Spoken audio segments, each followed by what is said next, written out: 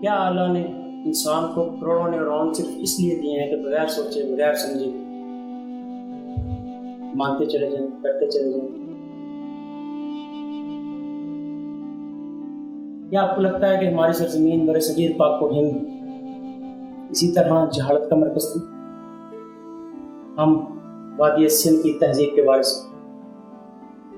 आज भी बर सगीर पाक को हिंद में 16 के करीब कदीम तरीन यूनिवर्सिटियों के खंडरात मौजूद है, जिनमें से 2 पाकिस्तान में।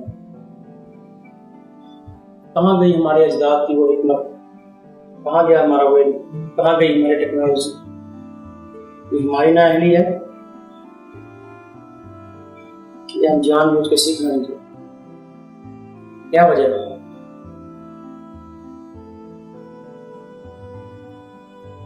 इल्म को बाज़ का नॉइंग पैराडॉक्स के तौर पर ये बयान किया, जितना ज्यादा हम जानते हैं उतना ही ज्यादा हम जानते हैं।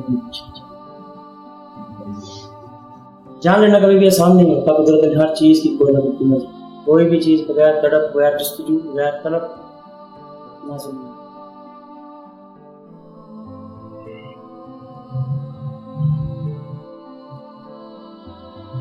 जानते हैं तालीम से इल्म को, इल्म से हिकमत को, हिकमत से बसीरत को, बसीरत से वजदान,